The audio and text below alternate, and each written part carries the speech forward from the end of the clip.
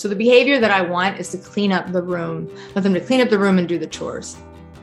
But my real need, that's something deeper than what I want other people to do, is that I have a need for order. I like it when things are neat. I want my need for order to be respected. I want to feel like I can see, the floor under my feet, or whatever your house might look like, or those rooms or those chores, right?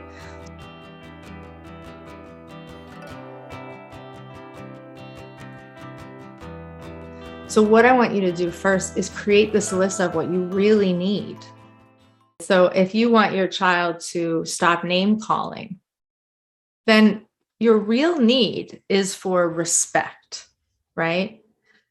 And this is where we get messed up. It's like knowing that we have a need, but then requiring the other person to take care of it.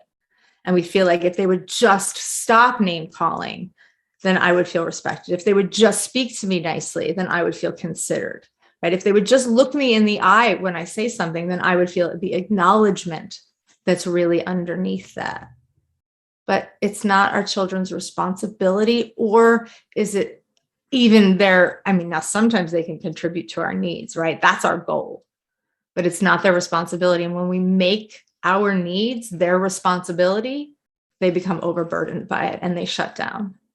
So when we when we say, I need you to cooperate, and they're crying because they're 6 and they're really mad that we are leaving this place that they were having so much fun. And we say, I need you to cooperate right now. But we go in and we're looking for them to fulfill something inside of us, some state that is going on in us, like, oh, I can't stand this room, looks crazy, or I'm going to be late for work. You need to be on time. We keep putting that on our kids. We're going to keep getting disappointed. I want us to make that list of needs and then go, which needs are really not being taken care of? Is your need for connection? You want your child to attend family dinners. Maybe they're older and they're like in their room, or they don't want to go to big family dinners that you have with your extended family or something, and you really want them to participate.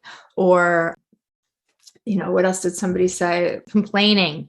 You want them to stop complaining. When they hear a limit, right? The complaining makes you feel what?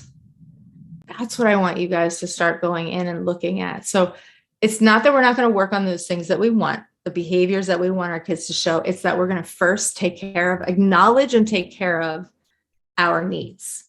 And why? Because it's the only thing that will help you regulate, or give you the motivation to regulate, right? And stay on task, is just keep checking in with yourself. Yeah, I feel disrespected right now. My kid's not listening to me. Nobody's listening to me. That is okay, right? Once we honor that maybe I'm not feeling respected, then it's a lot easier to go back to the other person and say, hey, I don't like the way we were talking to each other out there. I think that I was getting reactive because I was feeling disrespected, and I want us to have a good relationship. Would you be willing to start over and let's try this again? Right. Again, that's a little bit for an older kid, knowing for a small child that I don't know how old, tell me how old some of your kids are, just so I can address specifically you guys and your kids. If you have a small child and we want them to stop, asking for something that we already said no, it's absolutely valid that we don't want to have to keep answering that question. It makes us tired. We need a little bit of peace. We need a little bit of quiet right now. But putting that responsibility on a small child who isn't able to maybe stop asking that question, that's where we get messed up. That's where we get frustrated, because we're always expecting our kids to fulfill our needs, and we're not really taking care of them. And I know it feels like, I don't have time to think about my needs. You'll have way more time, because you won't be spending it trying to push your children to do something. All right, let me look. You guys said how old your kids are. Let me look. We have 10, okay. So we have a wide range. We have 4, 7, 9, 10, 6, 10, 12, 13, 7, 3, almost 1, 10. So a lot of you that have the 8, 9, 10, 11, 12, all of this language can definitely go 1.5, obviously little tiny Babies, it's all about regulation and relationship and not really a lot of expectation of skill for them. It's about, I'm going to help you be safe because I know that you can't actually stop yourself.